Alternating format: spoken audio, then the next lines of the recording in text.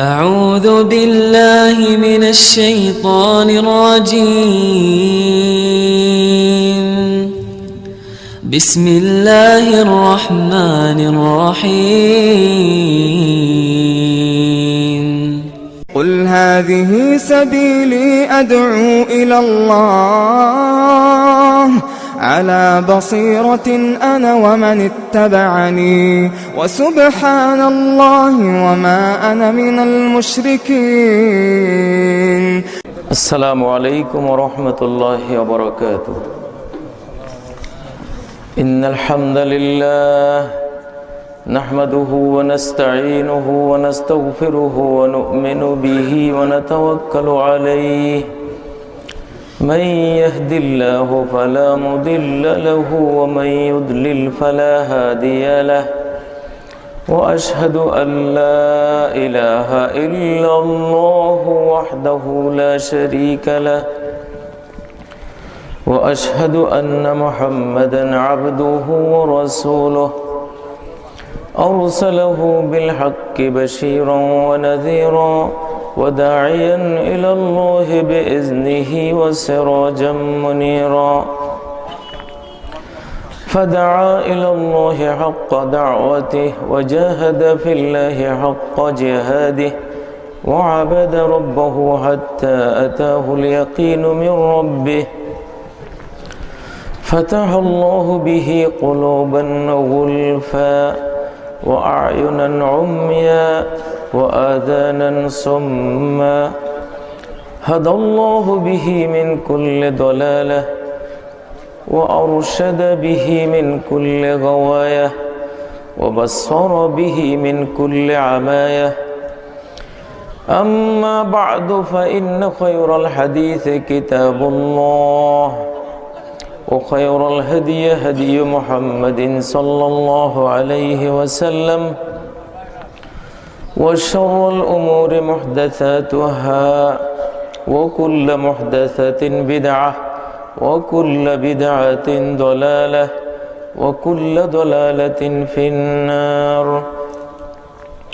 قال الله عز من قائل: أعوذ بالله من الشيطان الرجيم. بسم الله الرحمن الرحيم. اقرأ باسم ربك الذي خلق. إن الذي فرض عليك القرآن لرادك إلى معاد. إن هذا القرآن يهدي للتي هي أقوم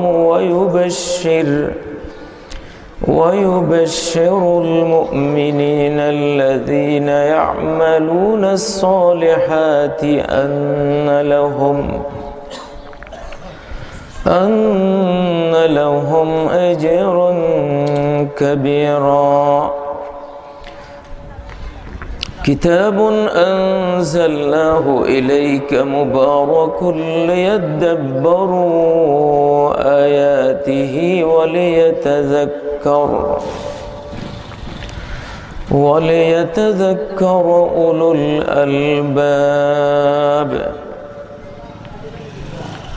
ومن أعرض عن ذكري فإن له معيشة ضنكا ونحشره يوم القيامة أعمى. وقال الرسول: يا رب إن قوم اتخذوا هذا القرآن مهجورا. إن الله وملائكته يصلون على النبي يا أيها الذين آمنوا صلوا عليه وسلموا تسليما. اللهم صل على محمد وعلى آل محمد كما صليت على إبراهيم وعلى آل إبراهيم إنك حميد مجيد اللهم بارك على محمد وعلى آل محمد كما باركت على إبراهيم وعلى آل إبراهيم إنك حميد مجيد কোনাগ্রাম দাখিল মাদ্রাসার আয়োজিত বার্ষিক ওয়াজ মাহফিল 2রা ফেব্রুয়ারি 2015 আজকের এই মহতী অনুষ্ঠানের মুআজ্জাজ মুকাররম সদরে মজলিস এবং এই মাদ্রাসার সম্মানিত আসাতিজা-ই কেরাম, উলামাউল উম্মাহ, খুতাবাউল মাসাজিদ, আমার সম্মুখে সমবেত মুসলিম ভাইয়েরা, পর্দার অন্তরালে মা ও বোনেরা, মহান আল্লাহ রব্বুল ইজ্জত ওয়াল জালালের অনন্ত অসীম হামদ সানা বর্ণনা করছি। তার সৃষ্টির সংখ্যা পরিমাণ হামদ সানা তাসবিহ ঘোষণা করছি। তার সন্তুষ্টির পরিমাণ প্রশংসা, গুণগান, পবিত্রতা তার বর্ণনা করছি। তার জ্ঞানের কথাগুলো লিখতে যে অনন্ত কালির প্রয়োজন, সে কালির পরিমাণে তার তাসবিহ ও হামদ সানা ঘোষণা করছি। তার আরশের ওজন পরিমাণে প্রশংসা তার জন্য বয়ান করছি। প্রিয় ভাইয়েরা, দুনিয়ার স্বল্পকালীন জীবন, যে জীবনের প্রতিদিনকেই জীবনের শেষ দিন ভাবা উচিত। এই পৃথিবীতে বসবাস করার একটা আইন আছে, একটা মূল নীতি আছে, একটা নিয়ম আছে। ট্রেনে উঠার নামার যেমন একটা নিয়ম আছে, একটা টিকিট আছে, এর একটা শুরু আছে, শেষ আছে। কতক্ষণ থাকবো টিকিটে লেখা আছে, কতটুক যাব লেখা আছে। তেমনি এই পৃথিবীতে আমরা সবাই যাত্রী, মহাকাশের যাত্রী। এই পৃথিবীতে শূন্যে ভেসে আছে, এর নিচেও মহাশূন্য আকাশ, এর উপরে মহাশূন্য আকাশ, এর ডানেও আকাশ, এর বামেও আকাশ। একটা ফুটবল শূন্যে ছুঁড়ে মারলে যেমন সে শূন্যে ঘুরে, এই পৃথিবীটা সূর্যের পেছনে প্রতি সেকেন্ডে 250 কিলোমিটার গতিতে কোনো খুঁটি ছাড়া রব্বুল আলামিনের রহমতে, তার দয়ায় এটা ছুটে চলেছে কিয়ামতের দিকে। এটা ছুটে চলেছে তার পরিণতির দিকে। আমরা সেখানে যাত্রী, আমরা আজন্ম নবছারী। মহাকাশ জানে, খেয়া জানে, আমরা ভ্রমণ করছি। তো এইখানে থাকার একটা নিয়ম আছে। নিয়মটা হলো, দুনিয়াতে থাকতে হলে প্রতিদিনকে জীবনের শেষ দিন মনে করতে হবে। প্রতি নামাজকে, প্রতি সালাতকে জীবনের শেষ সালাত মনে করতে হবে।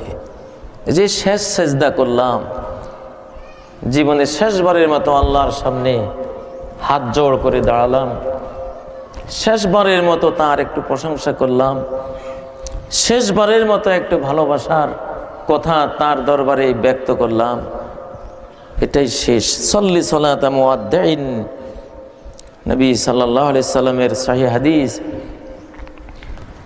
প্রত্যেকটি সালাত তুমি পড়ো যেন এটি বিদায়ী সালাত। কারণ একদিন তো তুমি বিদায়ী সালাত পড়বে, একদিন তো জোহর পড়ে আর আসর পড়ার সুযোগ পাবে না, একদিন তো আসর পড়ে আর মাগরিব পড়ার হয়তো সুযোগ পাবে না, একদিন মাগরিব পড়ে আর এশা পড়ার তৌফিক পাবে না, হয়তো এশা পড়ে ঘুমিয়েছ আর ফজর পড়ার সুযোগ পাবে না। একদিন তো সালাতটা বিদায়ী হবে। বিদায়ী সালাতটা খুব ভালো হয়, খুব মর্মান্তিক হয়, খুব হৃদয়গ্রাহী হয়, প্রাণ উজাড় করা হয়। আনতাবুদাল্লাহ কাআন্নাকা তারা, বিদায়ী সালাতটা এমন হয় যেন আল্লাহকে দেখতে পাচ্ছ। কারণ দুনিয়া থেকে বিদায় হয়ে তো আল্লাহর কাছে যাবে। যে মুমিন বান্দা ভাববে যে এই নামাজ শেষ, নামাজের পরে আল্লাহর সাথে সাক্ষাৎ, তাহলে তার জন্য তো কাআন্নাকা তারা। এই হাদিসটির উপরে, হাদিসে জিব্রাইলের উপরে আমল কেমনে করা যাবে? আনতাবুদাল্লাহ কাআন্নাকা তারা, আল্লাহর ইবাদত এমন ভাবে করো যেন আল্লাহকে দেখতে পাচ্ছ। কেমনে আল্লাহকে দেখতে পারবো? কিভাবে সেটা সম্ভব? সম্ভব এইভাবে যে সল্লে সালাত মুআদ্দিন, প্রত্যেক নামাজকে ভাবো যে জীবনের শেষ নামাজ, তাহলে আল্লাহকে দেখবা। অপরাধীরা যখন একটা নিরপরাধ মানুষকে ধরে নিয়ে যায়, গুলি করবে, এখন 11টা 1 সেকেন্ডে গুলি করবে, বা 11টা 1 সেকেন্ডে ফাঁসি, 11টা 1 সেকেন্ডের আর 10 সেকেন্ড বাকি আছে। এই লোকটা তখন কবর দেখে না, তার বিবেক বুদ্ধি তার অন্তর দিয়ে কবর দেখে ফেলে, মৃত্যু দেখে ফেলে, কারণ নিকটে এসে গেছে। ঠিক আল্লাহকে মৃত্যুর কল্পনার মাধ্যমে একেবারে সামনে নিয়ে আসো, একেবারে কাছে নিয়ে আসো, যেন এই নামাজ শেষে আল্লাহর কাছে চলে যাচ্ছি। তখন কাআন্নাকা তারাহু, এমন একটা জ্ঞান আসবে অন্তরে, আল্লাহকে যেন দেখেই ফেলেছে। যেমন মৃত্যু পথযাত্রী ব্যক্তি যেন কবরকে দেখেই ফেলেছে, যেন তার লাশ খাটের উপরে সে দেখেই ফেলেছে। মূলত সালাত কাআন্নাকা তারাহু, যেন আল্লাহকে দেখতে পাচ্ছ এমন ভাবে সালাত পড়ো, ইবাদত করো। এই মর্তবাটা, এই মর্যাদাটা দীর্ঘ জীবনের আশা যে করে তার পক্ষে সম্ভব না।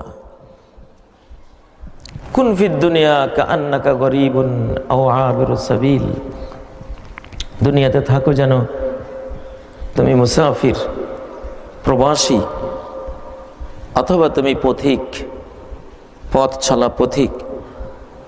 ইজা আসবাহতা ফালা তুহাদ্দিস নাফসাকা বিল মাসাই, ভোর করলে আর সন্ধ্যার আশা নিজের মনের সাথে পোষণ করো না। মনকে বলো না যে সন্ধ্যা পর্যন্ত টেকবে, এর আগে চলে যেতে পারো, একদিন তো যাবে, একদিন তো ঠিকই ভোর করবে, সন্ধ্যা করতে পারবে না। সেই দিন পেতে হলে প্রতিদিনকে ওরকম ভাবতে হবে। একদিন চোর আসবে ঘরে, কোন দিন আসবে জানি না, একদিন আসবে, হয় 60 বছরে আসবে, 40 বছরে আসবে, বা 30 বছরে আসবে, একদিন এক রাত আসতে পারে। সেই রাত থেকে বাঁচতে হলে প্রতিদিন দরজা বন্ধ করতে হয়। আমরা প্রতিদিন দরজা কেন বন্ধ করি ঘরের? কি বুদ্ধিমান আমরা! আমরা সবাই জানি চোর প্রতি রাত আসে না, প্রতি রাত ডাকাত আসে না, এটা আমরা সবাই জানি।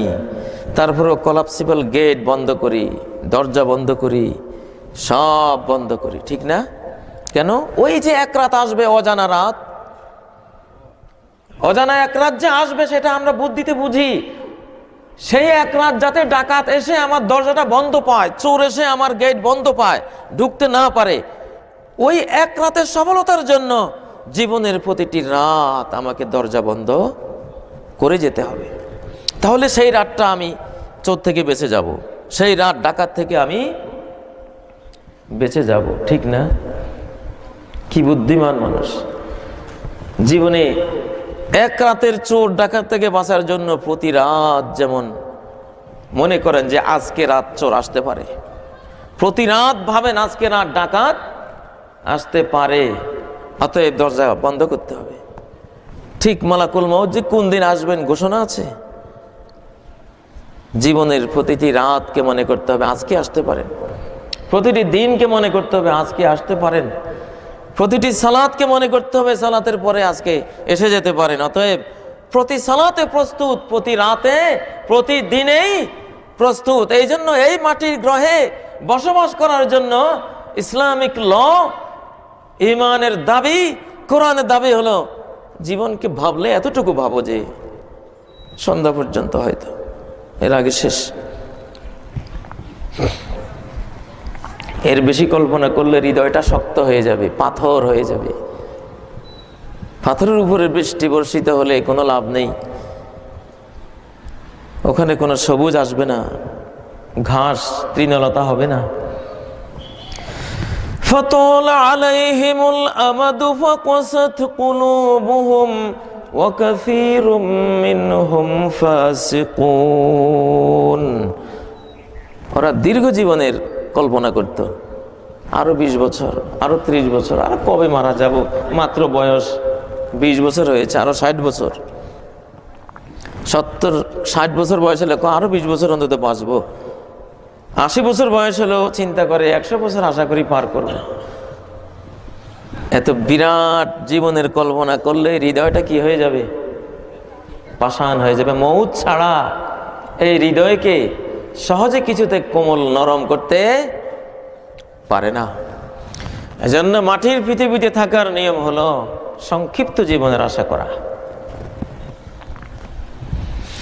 وَتَتَّخِذُونَ مَصَانِعَ لَعَلَّكُمْ تَخْلُدُونَ। এমন ঘরবাড়ি বানাও, এমন মজবুত, এমন পাথর ইট রডের বাড়ি বানাও, তোমার বাড়ি দেখে মনে হয়, আশা জাগে, কল্পনা জাগে। এই বাড়িওয়ালা কল্পনা করে যে চিরকাল পৃথিবীতে থাকবে, না হলে এত শক্ত বাড়ি কেন বানালো? তোমার বাড়ি সাক্ষ্য দেয়, তোমার বাড়িটা পাষাণ পাথরের তৈরি, হৃদয়টাও পাষাণ পাথরের। কোরআন ঢুকবে কি করে? কোরআনের জায়গা কোথায়? নবীজি এক সাহাবীর বিল্ডিং বানাবার খবর শুনে ওই সাহাবী যতবার সালাম করলেন একবারও জবাব নিলেন না।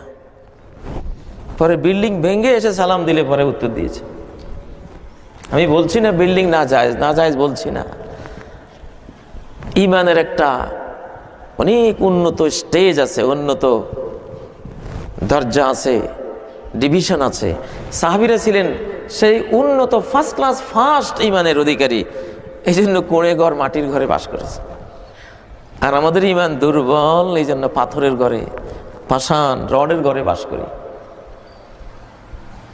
রডের ঘর ছাড়া আমাদের ইমান থাকেই না যেন। কাদাল ফাকরু আন ইয়াকুনা কুফরা, দারিদ্র কুফর হওয়ার কাছাকাছি অবস্থায় পৌঁছে যায় দুর্বল মুমিনের জন্য।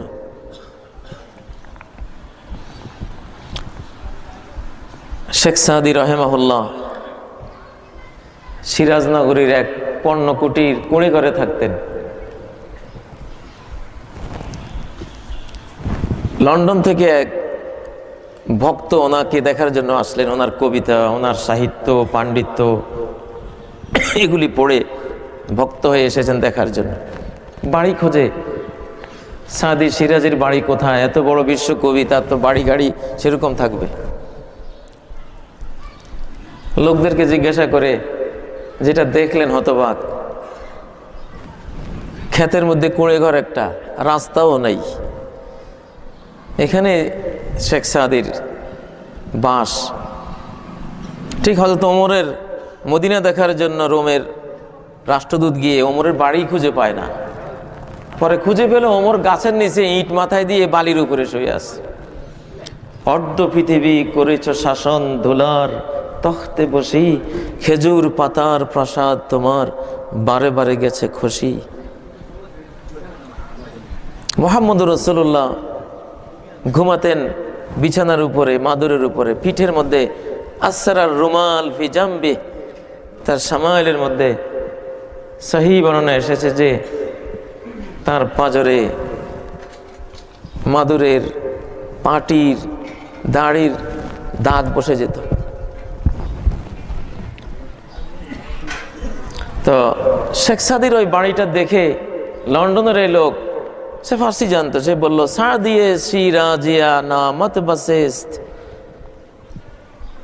চুকে দিদম খানা আত খারো খাসেস্ত। সিরাজে সাদি, তোমার এত সুনাম, এত যশকীর্তি শুনে তোমাকে দেখতে এলাম। কি আশ্চর্য, তোমার বাড়িটা হলো খড়কুটের তৈরি, তোমার শান, তোমার মর্যাদা আর এই বাড়ি মিলল?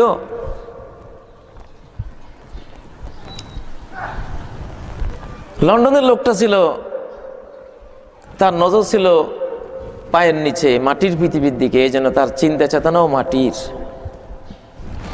আমাদের নজরটা দুই দিকে যায়, একটা হলো পায়ের নিচে। যার নজর পায়ের নিচে যাবে সেই ধুলিবালির মানুষ হয়ে যাবে। তার চিন্তা চেতনা মাটি, মাটিজাত খাবার, মাটিজাত ঘর দুয়ার, মাটিজাত জীবনের প্রতি আকৃষ্ট হয়ে যাবে। ولكنه أخلد إلى الأرض واتبع هواه। সূরা আল-আরাফ আয়াত নম্বর 275। ও তো কোরআন পেয়েও, আমার আয়াত পেয়েও মাটিতে গেড়ে গেছে চিরস্থায়ী ভাবে। মাটির দিকে নজর, মাটির দিকে আকর্ষণ, মাটির দিকে আগ্রহ, মাটি আর মাটি, মাটি আর মাটি, মাটির বাড়ি, মাটির পোশাক আশাক, মাটির রিজিক খাবার, মাটির চিন্তা, মাটির জীবন যাপনে সে একেবারে আখিরাত বলে চিরস্থায়িত্ব কল্পনা করে বসেছে এখানে। এমন হয় যার নজর দু পায়ের নিচে থাকে, মাটির দিকে থাকে, সে বলবে খাও দাও ফুর্তি করো, দুনিয়াটা মস্ত বড়। সে বলবে দুনিয়া কা মজা লেলো, দুনিয়া তোমারই হয়, কারণ সে মাটির মানুষ। নিখিলের এত শোভা, এত রূপ, এত হাসি গান, ছাড়িয়া মরিতে নাহি চাহে কবু মোর মন প্রাণ, ও তো এটাই বলবে। এটা হলো বিশ্বের শতকরা 999 জন মানুষের দৃষ্টি। এরা মাটির দু পায়ের নিচে তাকায়, দু পায়ের নিচে তাকায়। আরেক দল মানুষ আসে আকাশের দিকে তাকায়, নজর উপরের দিকে। এরা আল্লাহর দিকে নজর দেয়, এরা আল্লাহওয়ালা। মাটি এদেরকে ধরতে পারে না, এদেরকে মাটি মায়া ধরে না। শেখ সাদি ওই গ্রুপের লোক ছিলেন। শেখ সাদি এই লোকের এই কবিতা শুনে উত্তর দিলেন, কাফেলা রফতান্দ মাহাম্মি রওয়েম আজবরায়ে চন্দে রোজাই বসাস্ত। ওই আমার ভক্ত শোনো, তুমি আমার পণ্য কুটির, আমার করে ঘর, বাড়ি তো নয় পাখির বাসা, বেন্না পাতার ছানি, একটুখানি বৃষ্টি হলে গড়িয়ে পড়ে পানি। মুহাম্মদুর রাসূলুল্লাহ সাল্লাল্লাহু আলাইহি ওয়াসাল্লামের মসজিদটা তো এরকমই ছিল, একটুখানি বৃষ্টি হলে গড়িয়ে পড়ে পানি। কাঁচা মসজিদের মুসল্লি বিশ্বকে কাঁপিয়েছে, আঙ্গুলির হেলনে রোমান পারস্য সাম্রাজ্য টলে গিয়েছিল। আজকে পাষাণ পাথরের বুরুজ মুসাইয়াদা মসজিদের মুসল্লি আমাদের আঙ্গুলির হেলনে, পাশের মদঘরটাও তার হৃদয় কাঁপে না। তখন ছিল মসজিদ কাঁচা মুসল্লি পাকা, আর এখন হলো মসজিদ পাকা মুসল্লি কাঁচা। বিল্ডিং নির্মাণ ফেরাউনে পারে, ফেরাউনের কাজ টাওয়ার নির্মাণ করেছিল। ফাজআলনি সরহাল লাআল্লি আত্তালিউ ইলা ইলাহি মূসা। ও হামান, আমার শিল্পমন্ত্রী, একটা টাওয়ার বানিয়ে দাও, মূসার রব কই থাকে আকাশের দিকে গিয়ে দেখি। ফেরাউনও জানতো আল্লাহ উপরে, কিন্তু কি আশ্চর্য, বাংলার মুসলমানও জানে না আল্লাহ উপরে যে, কই আল্লাহ সব জায়গায় আছে। এই আকীদায় বাংলার মুসলমান ফেরাউনের চেয়েও নিচে চলে গেছে। ফেরাউন কইতেছে লাআল্লি আত্তালিউ ইলা ইলাহি মূসা, মূসার ইলা আসমানে উপরের দিকে, আমিও টাওয়ার বানিয়ে উপরের দিকে যাব। কি শরমের কথা, বাংলার মুসলমান যদি কয়। আজকে এখানে একটা কবিতার মধ্যে শুনছি, তুমি আছো সব জায়গায়। না, নাউজুবিল্লাহ, আল্লাহ সব জায়গায় বললে একেবারে ইমান শেষ, কাফের, বেঈমান শেষ। 4 ইমাম বলেছেন সে কাফের। ইমাম আবু হানিফার ফতোয়া আল ফিকহুল আকবরে আমার পকেটে আছে, কম্পিউটারে। এখানে বলছে জমিনে আছে বললে তো কাফের হবেই। যদি শুধু মনে নিশ্চিত বিশ্বাস না করলো যে আল্লাহ জমিনে আছে, এভাবে বললো জমিনে থাকতেও পারে, তবে আকাশেও থাকতে পারে, জমিনে সন্দেহজনকভাবে কইলেও কাফের। জমিনে আছে এটা তো বলতে পারবেই না।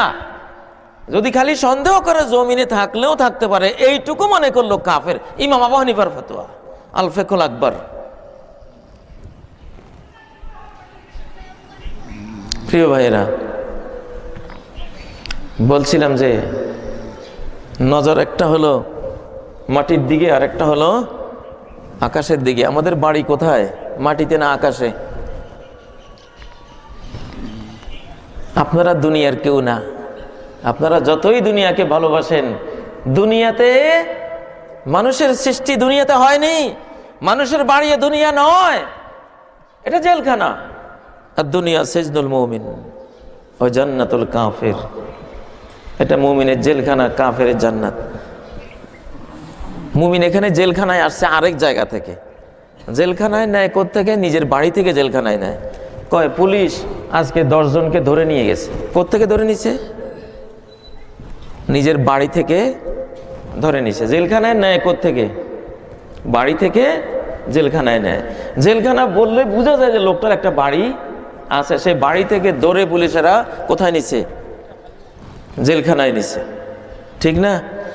তো আমাদের যদি দুনিয়াটা জেলখানা হয় তাহলে বাড়িটা কোথায়? বাড়িটা কোথায়?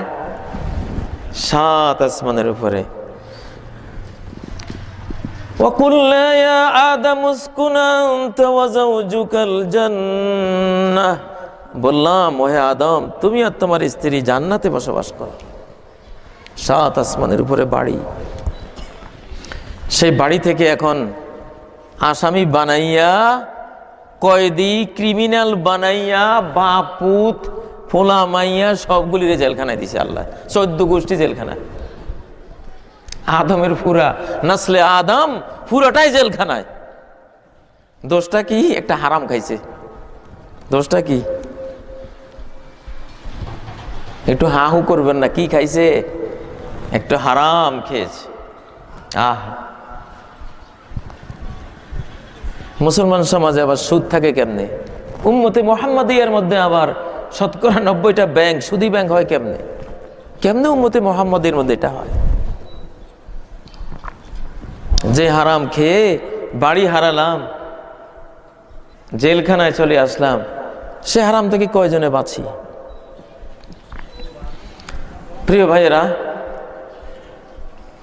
এই জামানার মানুষের বলা হইল দুইটা, হুব্বুদ দুনিয়া ওয়া কারাহিয়াতুল মাউত। তিরমিজি বর্ণিত হাদিসে নবীজি বলেছেন, দুনিয়ার মোহ আর মৃত্যুর ঘৃণা। মরতে চায় না, দুনিয়াতে বেশি বাঁচতে চায়। সাহাবীদের নেশা ছিল মৃত্যুর নেশা।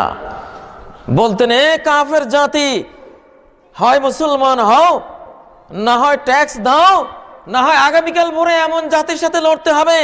মদ যত প্রিয় তোমাদের কাছে, এদের কাছে মৃত্যু তার চেয়ে বেশি প্রিয়। আল্লাহর আউলিয়া হওয়ার চিহ্ন হলো মৌতকে ভালোবাসা। قل إن كنتم تحبون قل إن كنتم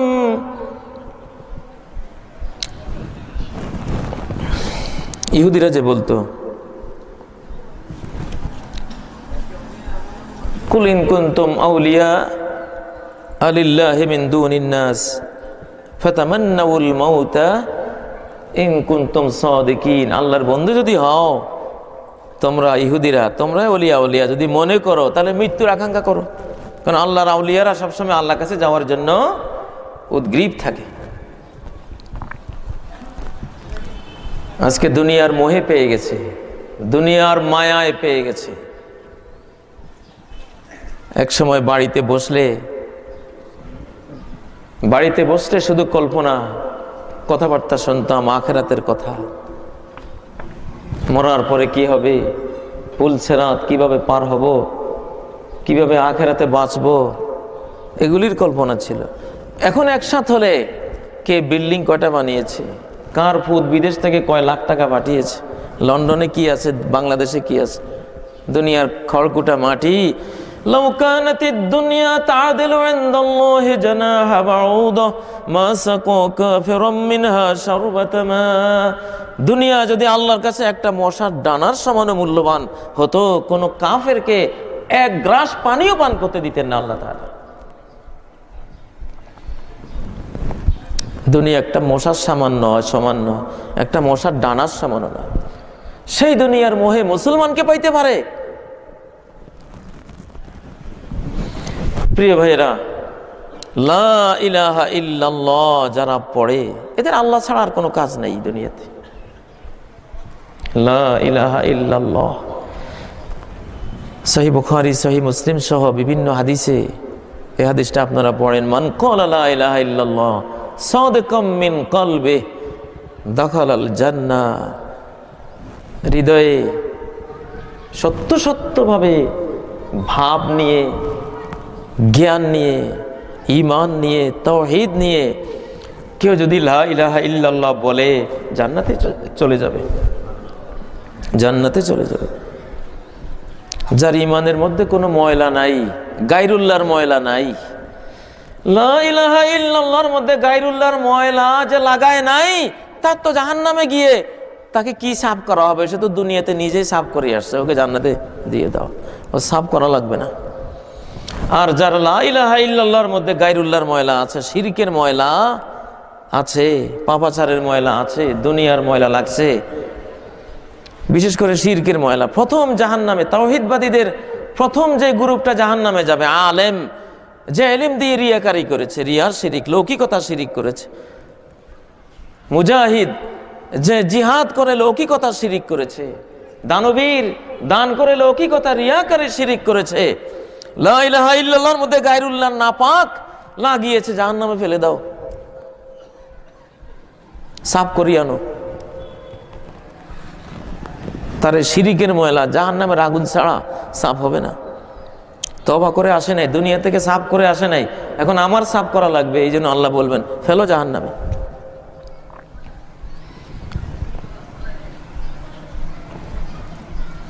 প্রিয় ভাইয়েরা, লা ইলাহা ইল্লাল্লাহ, লা ইলাহা ইল্লাল্লাহ বলার আল্লাহ ছাড়া কোনো কাজ নাই,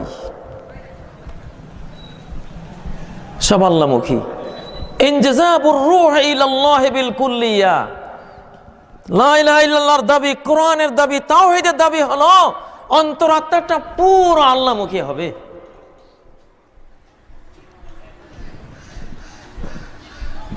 ফজর পড়ে জোহরের অপেক্ষায়, জোহর পড়ে আসরের অপেক্ষায়, আসর পড়ে মাগরিবের অপেক্ষায়, মাগরিব পড়ে এশার অপেক্ষায়, এশা পড়ে ফজরের অপেক্ষায়, পুরা 24 ঘন্টায় নামাজ। ইনতিজারুস সালাতি বা'দাস সালাহ ফাইন্না আহাদাকুম লা ইয়াজালু ফি সালাতিন মানতাজারাস সালাহ। নবীজি বলেন, তোমাদের প্রত্যেকে নামাজে আছে যতক্ষণ আরেক নামাজের অপেক্ষায় আছে। 24 ঘন্টায় নামাজ হয়ে যাবে যদি এভাবে নামাজের অপেক্ষায় থাকি, আল্লাহর কাছে যাবার অপেক্ষায় থাকি, আল্লাহকে সেজদা করার অপেক্ষায় থাকি। লা ইলাহা ইল্লাল্লাহ গায়ে জোর থাকতে কম বুঝে আসবে, যেদিন গায়ের জোর চলে যাবে ওই দিন ভালোভাবে বুঝবেন আল্লাহ ছাড়া কেউ নাই। মাতৃমায়ার আঁচল ছেড়ে গেলাম খেলার মাঠে, কদিন পরে সে মাঠ ছেড়ে গেলাম বিদ্যাপীঠে। এক সময় আল্লাহর জন্য বানানো হৃদয়টা মায়ের আসলে গাঁথা ছিল। আল্লাহ কয়, তোর হৃদয়টা আমি মায়ের জন্য বানাইনি, আমার জন্য বানাইছি। তুই যতই মা মা করস একদিন ছেড়ে দিবি। 3, 4, 5 বছর পর্যন্ত মা ছাড়া কিছুই বুঝতাম না। 2 মিনিটের জন্য মাকে না দেখলে কেঁদে বুক ভাসিয়েছিলাম, ঠিক না? এই শিশুটাই 5-6 বছর বয়স হলে পরে সারা দিন খেলার মাঠে থাকে, একবার না, মা ডাকলে যায় না। মা খাবার জন্য ডাকলে কয়, তুই যা, আমি খাবো না। ঠিক না? আমি তো এই জীবনটা কাটাই আসছি, আপনারাও কাটাইছেন। আহবিব মান শি'তা ফাইন্নাকা মুফারিকুহু। দুনিয়াতে যাকেই ভালোবাসো আল্লাহকে বাদ দিয়ে একদিন বিচ্ছিন্ন হবেই তার থেকে। শিশুকালে মা থেকে বিচ্ছিন্ন হলাম, 7 বছরে যে মাকে ছেড়ে চলে আসলাম, আজও সেই বাইরে। মাতৃমায়ার আঁচল ছেড়ে গেলাম খেলার মাঠে। খেলার মাঠে গিয়ে খেলার সাথীদেরকে পেয়ে মাকে ভুলে গেছি। আল্লাহ কয় এগুলিরও ভুলবি কদিন পরে, এখানেও টিকবি না। তো হৃদয়টা এদের জন্য বানাই নাই। ইন্না লিল্লাহি আনিয়াতান ফি খালকিহি ওয়া আনিয়াতু রাব্বিকুম কুলুবু ইবাদিহিস সালিহিন ওয়া আহাব্বুহা ইলাইহি আরাক্কুহা ওয়া আলিয়ানুহা। নাসিরুদ্দিন আলবানী সহিহ হাদিস সিলসিলাতুল আহাদিস সহিহের মধ্যে হাদিসটাকে সহিহ বলেছেন। সৃষ্টি জগতে আল্লাহর একটা পাত্র আছে। আল্লাহর সেই পাত্র হলো মুমিন বান্দাদের হৃদয়খানি। সেই হৃদয়ে আল্লাহ থাকেন না, আল্লাহর ঈমান থাকে, আল্লাহর মহব্বত থাকে, আল্লাহর তাওয়াক্কুল থাকে, আল্লাহর আশা থাকে। আল্লাহর কাছে সবচেয়ে উত্তম প্রিয় পাত্র হলো ওই হৃদয়খানি, আরাক্কুহা, যেটা সবচেয়ে পরিষ্কার। পরিষ্কার হৃদয়, ময়লা নাই, ময়লা নাই, দুনিয়ার ময়লা নাই। হৃদয়ের মধ্যে শুধু আল্লাহ, হৃদয়ের মধ্যে শুধু কে? আল্লাহর মহব্বত, আল্লাহর ঈমান। হৃদয়ে দুনিয়ার 8 জিনিসের মায়ার যে কোনো মায়া ঢুকলে ময়লা লেগে যাবে। হৃদয়ের মধ্যে 8 জিনিসের মায়া মহব্বত ঢুকাইলে হৃদয় ময়লা হয়ে যাবে, আয়না গোলা হয়ে যাবে। ওই আয়নাতে আর আল্লাহকে বুঝবেন না, আল্লাহর মহব্বত খুঁজে পাবেন না। ওই আয়নাতে আল্লাহর তাওয়াক্কুলের অনুভূতি আর দেখা যাবে না, পাওয়া যাবে না। 8 জিনিস সূরা তাওবার 24 নম্বর আয়াতে, কুল ইন কানা আবাউকুম ওয়া আবনাউকুম ওয়া ইখওয়ানুকুম ওয়া আজওয়াজুকুম ওয়া আশীরাতুকুম ওয়া আমওয়ালুন ইকতারাফতুমুহা ওয়া তিজারাতুন তাখশাউনা কাসাদাহা ওয়া মাসাকিনু তারদাউনাহা আহাব্বা ইলাইকুম মিনাল্লাহি ওয়া রাসূলিহি। বাপদাদার মায়া, ছেলে মেয়ের মায়া, ভাই বেরাদরের মায়া, স্ত্রী পরিজনের মায়া, গোত্রের আপনজন স্বজনদের মায়া, উপার্জিত ধনের মায়া। লস হতে পারে এমন আশঙ্কা করছো যে ব্যবসার, সে ব্যবসা বিজনেসের মায়া, সুরম্য প্রাসাদ অট্টালিকার মায়া। সিলেটের বাড়িগুলির মতো এত সুন্দর বাড়ি বাংলার জমিনে আমি কোথাও দেখি নাই। সিলেটের মানুষদের ঘরবাড়িগুলি এত সুন্দর, এত মায়াবী ঘরবাড়ি বাংলাদেশে আর নাই। এটা আলহামদুলিল্লাহ মুমিনের জন্য ভালো, যদি এই ঘরবাড়ির মায়াটা অন্তরে না দেয়, অন্তরের বাইরে রাখে। আবদর কিস্তি হালাকে কিস্তিয়াস্ত আব আন্দর জির কিস্তি পুস্তিয়াস্ত। মহাসাগরের জাহাজগুলি পানি ছাড়া চলবে না। পানি তার জীবন, পানি তার গতি, পানি তার ব্যবসা, পানি তার অবলম্বন। পানিকে বুকের নিচে রেখেই দুরন্ত গতিতে ছুটে চলবে, এটাই নিয়ম। পানি ছাড়া জাহাজকে কল্পনাই করা যায় না। কিন্তু সেই পানি যদি জাহাজের হৃদয়ে ঢুকে পড়ে, তার অন্তরে ঢুকে পড়ে, ভিতরে চলে আসে, সেই জাহাজই করুণ ইতিহাস রচনা করবে টাইটানিকের মতো। মরে যাবে, ধ্বংস হয়ে যাবে, সব মিসমার হয়ে যাবে। যাবে কিনা? দুনিয়ার উপরে চলতে গেলে জাহাজের মতো চলতে হবে। দুনিয়ার হাজার লাখ কোটি টাকার মায়ামোহ পায়ের তলায় রেখে চলবো, কখনো হৃদয়ে ঢোকাবো না। ঠিক আছে মুসলমান ভাইরা, মুহাম্মদুর রাসূলুল্লাহ সাল্লাল্লাহু আলাইহি সাল্লাম, সাহাবায়ে কেরাম দুনিয়াতে যেভাবে থাকতেন সেই ভাবগুলির কথা বলছি কোরআন হাদিস থেকে। দুনিয়াটা ভবের নয়, ভাবের, বস্তুর নয়, ঈমানের, বিশ্বাসের, প্রেমের, ভালোবাসার। ওয়ামা খালাকতুল জিন্না ওয়াল ইনসা ইল্লা লিয়াবুদুন। জিন আর মানুষকে আর কোনো উদ্দেশ্যে সৃষ্টি করি নাই। বিনয়, ভালোবাসায় আমার সামনে বিনয়ী হয়ে যাবে, গলে একেবারে কাদা হয়ে যাবে। আমার ভালোবাসায় আমার সামনে গলে যাওয়ার জন্য বানিয়েছি তাদেরকে। ইবাদত মানে আল্লাহর ভালোবাসায় আল্লাহর সামনে গলে যাওয়া। বাংলাদেশে ইবাদতের খাঁচাটা আছে, ভিতরে প্রাণটা নাই। ইবাদত মানে আমরা বুঝি না, বুঝাই না। ইবাদত মানে ভালোবাসায় গলে যাওয়া। আল ইবাদাহ গায়াতুল হুব্বি বিগায়াতিজ যুল্লি। ইমাম ইবনে তাইমিয়া রাহিমাহুল্লাহ ইবাদতের সংজ্ঞা দিচ্ছেন, গায়াতুল হুব্বি বিগায়াতিজ যুল্লি। বাংলা ভাষায় বলবো, কারো ভালোবাসায় মজনু হয়ে যাওয়া, গলে যাওয়া,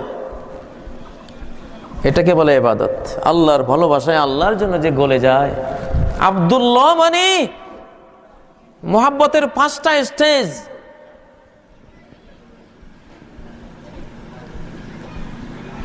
আল ইলাকা, আস-সাবাবা, আল গারামা, আল ইশক, আল ইবাদাহ। মানুষের ভালোবাসার 5টা স্টেজ আছে। সর্বশেষ সবচেয়ে চূড়ান্ত ভালোবাসাকে বলে আল ইবাদাহ।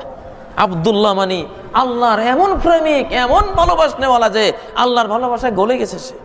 তরিকুন মুআব্বাদুন, আরবি ভাষায় বলে আব্দুন শব্দ থেকে তরিক, মুআব্বাদ বলা হয় যে এমন রাস্তা একেবারে কাদায় চুন হয়ে গেছে, গলে গেছে একেবারে।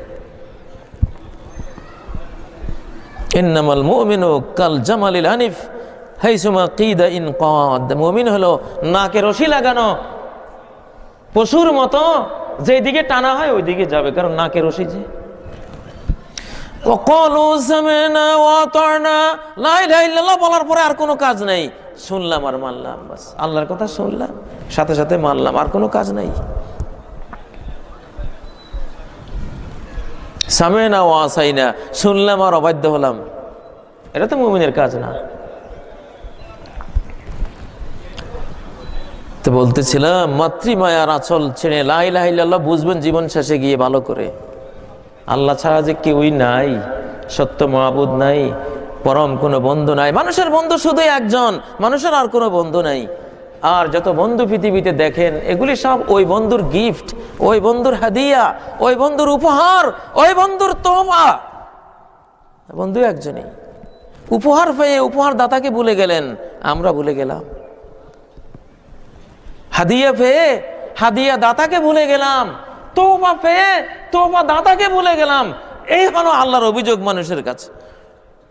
ওয়ামিনান নাস মান ইয়াত্তাখিযু মিন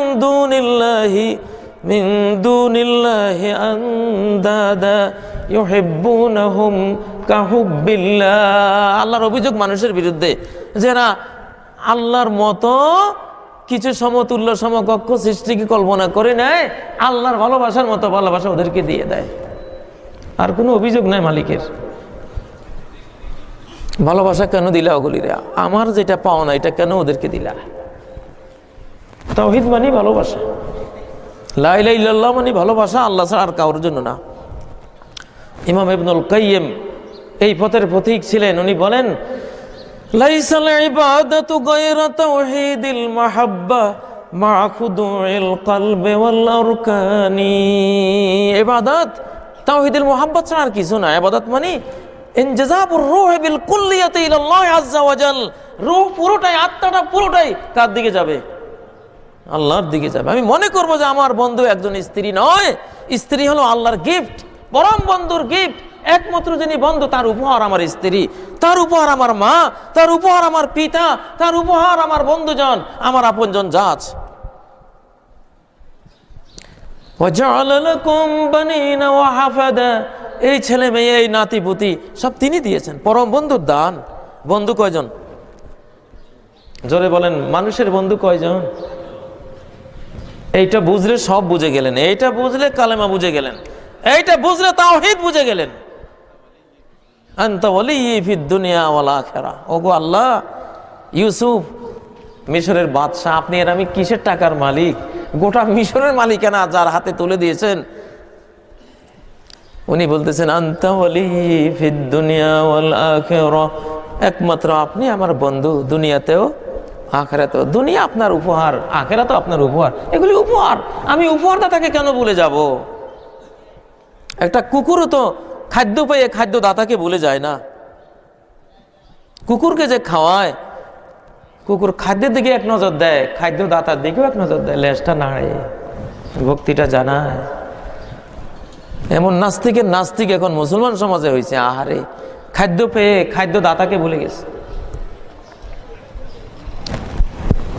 আমরাও কম কিসের, আল্লাহকে ভুলে গেছি। মাতৃমায়ার আঁচল ছেড়ে গেলাম খেলার মাঠে, কদিন পরে সে মাঠ ছেড়ে গেলাম বিদ্যাপীঠে। খেলার সাথী ঢেলা কুড়াইয়া গড়ি ইমারত, সারাদিন মান ধরি, সত্যিকারের নগর ভুলিয়া নকল নগর গড়ি। শিশুদেরকে নিয়ে কত খেলাধুলা করেছিলাম, ধুলিবালি মেখেছিলাম। আল্লাহ বলেন এই সাথীরাও তো টিকবে না, টিকলো না। ওই সাথীদের ছেড়ে গেলাম বিদ্যাপীঠে, মাদ্রাসা, স্কুলে গেলাম। পড়ালেখার সাথী পেয়ে ভেবেছিল মনে, এদের সাথে থাকবো বুঝি সুখে চিরদিনে। সেই সহপাঠীদের সাথে কি মায়া মহাব্বত, কি ভালোবাসা। মনে করছি এইটা বুঝি একটা স্থায়ী জিনিস পেয়ে গেলাম। আল্লাহ কয় এটাও টিকতো না, কারণ তোরে বানাইছি আমার জন্য, গোটা দুনিয়া বানাইছি তোর জন্য, আর তোরে বানাইছি আমার জন্য। তুই যারাই অন্তর দিবি, অন্তরটা কাউকে দিস না, এটা আমার জন্য রাখ। সব তমন্না দিল সে রুখসত হো গই, আব তো আজা আব তো ওয়াহদত হো গই। সব আকাঙ্ক্ষা দিল থেকে চলে গেছে, এখন তোমার মোহাব্বত দিয়ে দাও, এখানে তোমার একত্ববাদ দিয়ে দাও। ইনজাজাবুর রূহ ইলাইকা বিল কুল্লিয়া, আত্মাটা বিল কুল্লিয়া তোমার দিকে নিয়ে যাও। এখন ওয়াহাদাত হয়ে গেছে, এখন আর কেউ নাই, গায়রুল্লাহ নাই অন্তরে। এখন তোমার ঈমানের সময় আসছে, তোমার তাওহীদের বসন্তকাল এসেছে আমার হৃদয়ে। এখানে তাওহীদের ফুল ফুটিয়ে দাও, ঈমানের সবুজে এটাকে সবুজ করে দাও তুমি। আনতাজালাল কুরআনা রাবিয়া কলবি, কোরআনকে আমার হৃদয়ের বসন্তকালীন বৃষ্টি বানাও। বসন্তের বৃষ্টি ঝরলে যেমন মরুভূমি সবুজ হয়ে যায়, কোরআনের বৃষ্টি ঝরলে ঈমানের চারা গাছের হৃদয় সবুজ হয়ে যাবে। সে সবুজ করে দাও হৃদয়কে। অন্তর আমার স্বচ্ছ করো, কোমল কর হে, তোমার প্রেমের জ্যোতি দিয়ে উজাল কর হে। তোমার ভালোবাসার নূর দিয়ে হৃদয়কে কি করে দাও, উজালা করে দাও।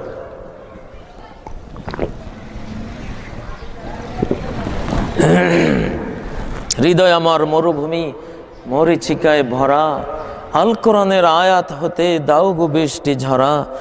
তোমার প্রেমের তৃণলতায় সবুজ কর হে, অন্তর আমার স্বচ্ছ করো, কোমল কর হে। আল্লাহর কাছে দোয়া করতে হবে যে আহাব্বুহা ইলাইহি আলিয়ানুহা ওয়া আরাক্কুহা, আল্লাহর কাছে সবচেয়ে প্রিয় হৃদয় হলো যেটা নরম, যেটা কোমল, যেটা পরিষ্কার, কোনো ময়লা নাই। কি নাই?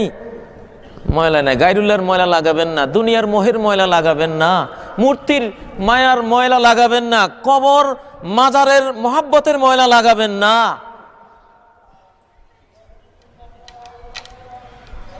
টাকা পয়সার মহাব্বতের ময়লা অন্তরে লাগাবেন না।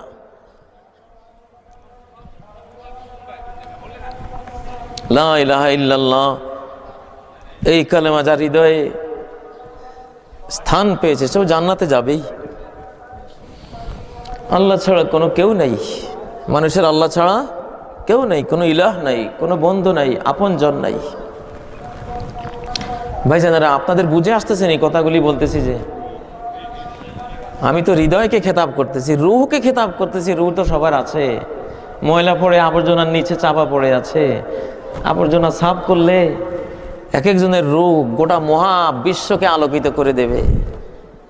এরকম এক একটা রূহ আছে সবার ভিতরে। পাথরের মধ্যে লেখা শিলালিপি আছে, সেই শিলালিপির উপরে ধুলিবালি পড়ে এখন আর লেখাটা দেখা যায় না। আবর্জনা মাটিগুলি সাফ করে দিলে কি সুন্দর লেখাটা বেরিয়ে আসবে, ঠিক না? অন্তরে লেখা আছে আলাস্তু বিরব্বিকুম ক্বালু বালা। রূহের সামনে আল্লাহ তাআলা নিজের একত্ববাদের স্বীকৃতি নিয়েছিলেন। আল্লাহ তাআলার একত্ববাদের নাম্বার রূহের মধ্যে আঁকা আছে। দুনিয়ার মাটি ধুলিবালি পড়ে চাপা পড়ে আছে, এটাকে বের করে আনেন। মুসলমান দুনিয়াতে গোটা দুনিয়া শাসন করবে, গোটা দুনিয়ার ব্যবসা বাণিজ্য নিয়ে চলবে, গোটা দুনিয়ার হাট বাজার তার নিয়ন্ত্রণে থাকবে, কৃষি তার নিয়ন্ত্রণে থাকবে, সমাজ তার হাতে থাকবে, রাষ্ট্র তার হাতে থাকবে, দুনিয়া নিরাপত্তার শক্তি তার হাতে থাকবে। কিন্তু এগুলি সব বাইরে থাকবে, অন্তরে আল্লাহ, আল্লাহর মহব্বত। রিজালুল্লাহ তুলহিহিম তিজারাতু ওয়ালা বাইউন আন যিকরিল্লাহ। রিজাল, এরা রেজাল, বাপের বেটা, বাপের বেটা। সেগুলি দুনিয়ার কোনো ব্যবসা বাণিজ্য, কোনো কিছু বিকি কিনি আল্লাহ স্মরণ থেকে তার হৃদয়কে গাফেল করে না, এগুলি বাইরে থাকে। আবু হুরায়রা বলেন, কানা ইখওয়ানি মিনাল আনসার কানা ইখওয়ানি মিনাল মুহাজিরিন ইয়াশগালুহুমুস সাফাক ফিল আসওয়াক ওয়া ইখওয়ানি মিনাল আনসার ইয়াশগালুহুমুল আমাল ফি আমওয়ালিহিম ওয়া কুনতু আলজামু রাসূলুল্লাহি সাল্লাল্লাহু আলাইহি ওয়াসাল্লাম বিশাবঈ বাতনি ওয়া আহদুরু মা লা ইয়াহদুরুন ওয়া আহফাজু মা লা ইয়াহফাজুন। আমার মুহাজির ভাইরা ব্যবসা বাণিজ্য নিয়ে ব্যস্ত, গোটা বাজার মুহাজির ভাইদের হাতে, হৃদয় আল্লাহর দিকে, বডিটা কোথায়? দুনিয়াতে। বডি দিয়া হাট বাজার করতেছে, হৃদয় দিয়া আল্লাহ স্মরণ করতেছে। আল্লাহু আকবার। আমরা দোজাহানের মাখলুক। কয় জাহানের? দোজাহানের। মনটা আল্লাহর দিকে, ওই জাহানের দিকে, আর বডিটা এই জাহানের দিকে। মুসলমান, তাওহীদের বিজ্ঞান বুঝুন, একত্ববাদের সায়েন্স বুঝুন, মনোবিজ্ঞান বুঝুন। মন শান্তি হয়ে যাবে, টেনশন মুক্ত হয়ে যাবে তাওহীদ যদি আসে। আর তাওহীদু সিহহাতুন ওয়া শিরকু মারাদুন। একত্ববাদ হলো সুস্থতা, আর শিরক হলো রোগের নাম।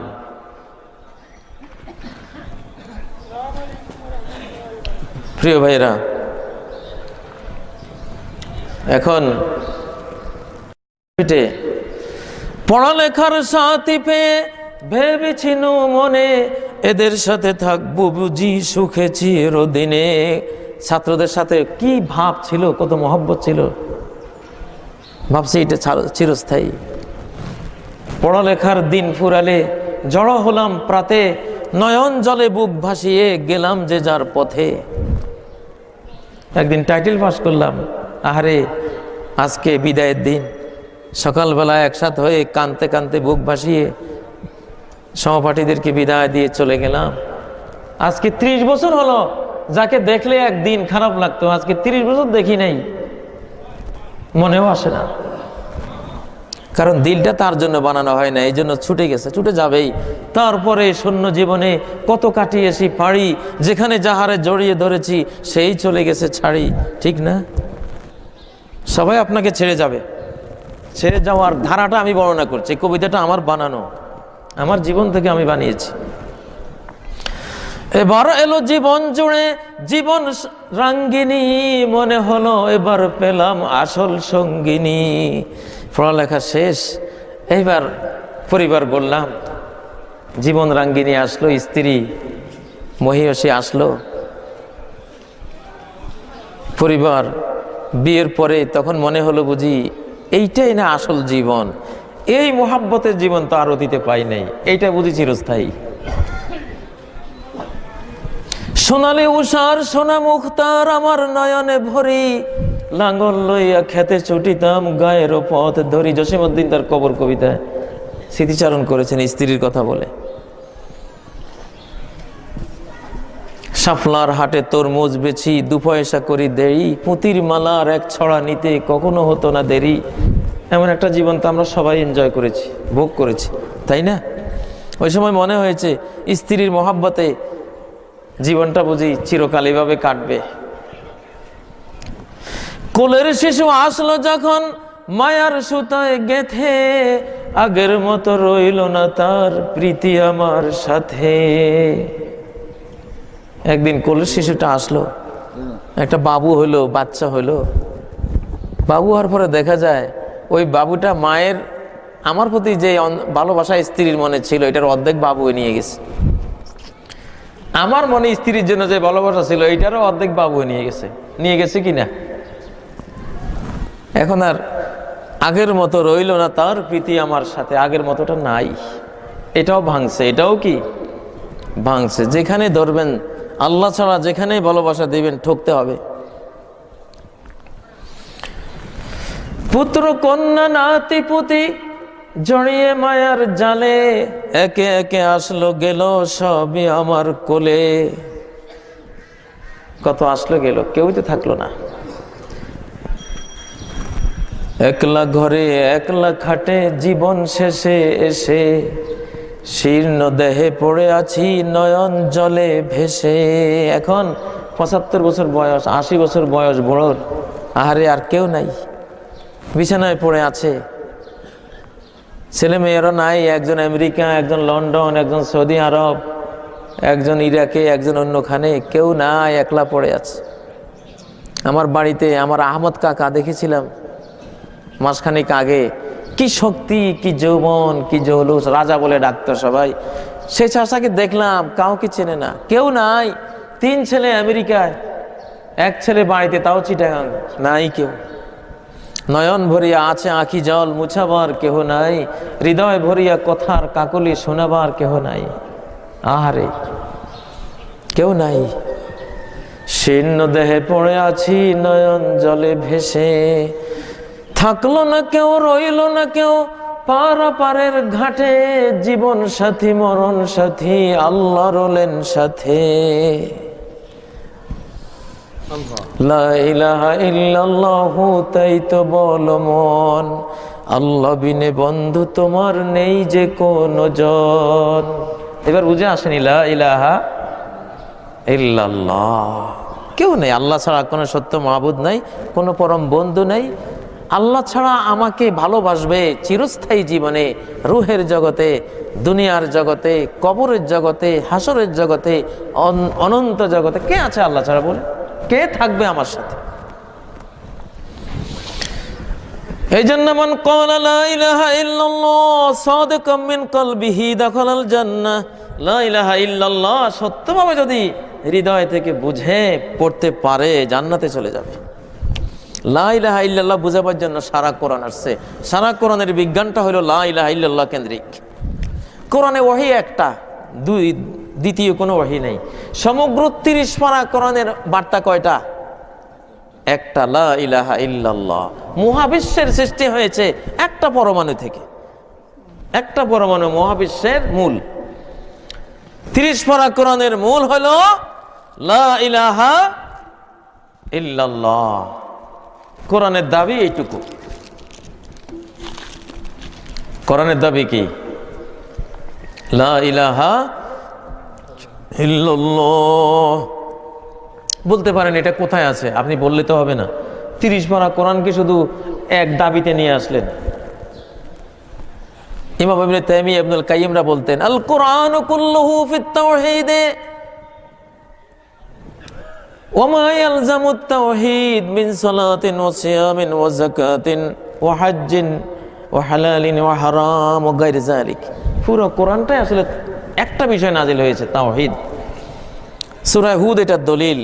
আলিফ লাম রা কিতাবুন উহকিমাত আয়াতুহু সুম্মা ফুসসিলাত মিন লাদুন হাকীমিন খবীর আল্লা তা'বুদু ইল্লাল্লাহ।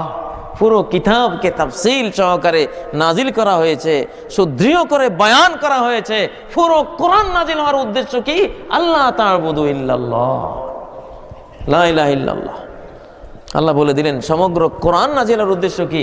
এক আল্লাহমুখী হয়ে যাও, এক আল্লাহর হয়ে যাও, আল্লাহর হয়ে যাও। দুনিয়া তোমার, তুমি আল্লাহর, আল্লাহর হয়ে যাও। এই জন্য দুনিয়াতে কোরআন নাজিল হয়েছে। ও মুসলমান, ওহী কোটি কোটি না, একের ভিতরে সব। একটা ওহী দিয়েছেন আল্লাহ তাআলা, একটা ওহী শুধু। সূরা আম্বিয়ার 107 নম্বর আয়াত, কুল ইন্নামা ইউহা ইলাইয়া আন্নামা ইলাহুকুম ইলাহুন ওয়াহিদ। সূরা আম্বিয়া 107, 108 নম্বর আয়াতগুলিতে দেখুন, ওহী একটাই আছে। ইন্নামা দিয়ে বলছেন, ইন্নামা দিয়ে কোনো কথা বললে অর্থ এটা ছাড়া আর কিছু না। আমার কাছে এই ওহী ছাড়া আর কোনো ওহী আসে নাই। নামাজ, রোজা, হজ, যাকাত এগুলি তো এটার ভিতরে জিনিস, ওগুলি কোনোটাই উদ্দেশ্য না। গোটা ইসলামী লাইফটা কোনো উদ্দেশ্য না, ওগুলি শাখা প্রশাখা, ডালপালা, ছাল বাকল, ফলমূল ইত্যাদি। মূল কাণ্ড, মূল জিনিসটা কি? ইন্নামা ইউহা ইলাইয়া আন্নামা ইলাহুকুম ইলাহুন ওয়াহিদ। একটাই ওহী আসছে, আর কোনো ওহী নেই যে তোমাদের বন্ধু একজনই, মাবুদ একজনই, সত্য ইলাহ একজনই, সবকিছু একজনই, তিনি হলেন আল্লাহ। বুঝে আসছে মুসলমান? সমগ্র কোরআনের একটা দাবি, কারণ মানুষকে আল্লাহ তাআলা বিভিন্ন দিকে নিতে চান না। একটা মানুষ একদিকে ছুটবে, একটা মানুষ একটাই ধর্ম, আল্লাহকে চাই বাস। কুল ইন্না সালাতি, মৌলানা নাজমুল ইসলাম সাহেব আপনাদের এই এলাকার আলেম, বাংলাদেশের কয়েকজন বড় আলেমের মধ্যে উনি একজন অনেক বড় আলেম। বাংলার যে কোনো আলেমের ওনার কাছে কিছু শিক্ষণীয় আছে, আলহামদুলিল্লাহ। আমিও শিখি ওনার কাছে অনেক কিছু। ওয়াজ করলে আমি কোট করি। এই এলাকার মানুষ অনেকে হয়তো ওনাকে জানেন না।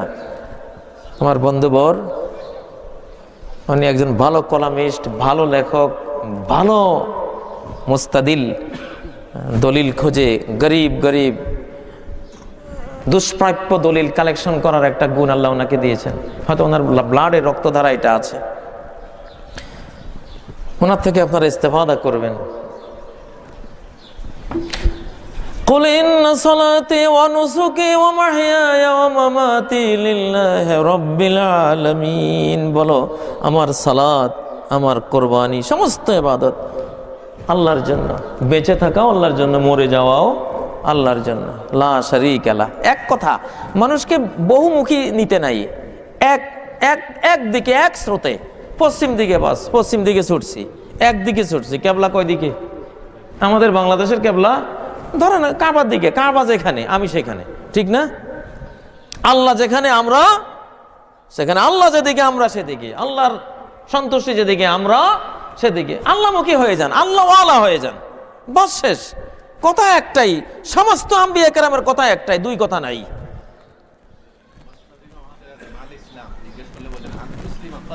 লিল্লাহ আন তুসলিমা কলবাকা লিল্লাহ, তোমার অন্তরকে আল্লাহর সামনে সমর্পণ করে দাও, সারেন্ডার করে দাও। বালা মান আসলামা ওয়াজহাহু লিল্লাহি ওয়া হুয়া মুহসিন, যে তার হৃদয়কে, বডিকে, সবকিছুকে আল্লাহর সামনে সঁপে দিল। সফর দম্বতু মায়া এ খেসরা তুদানি হিসাবে কমো বেশরা। আমার পুঁজি যা দিছে, আমার একখান হৃদয় তোমার কাছে দিয়ে দিছি। এখন কম দিছি না বেশি দিছি তুমি জানো, কিন্তু আমার যা আছে সব তোমারে দিয়ে দিছি। সিদ্দিক আকবরের মতো, আবু বকর সিদ্দিকের মতো যা আছে ঘরে সব হাজির করছি ইয়া রাসূলুল্লাহ,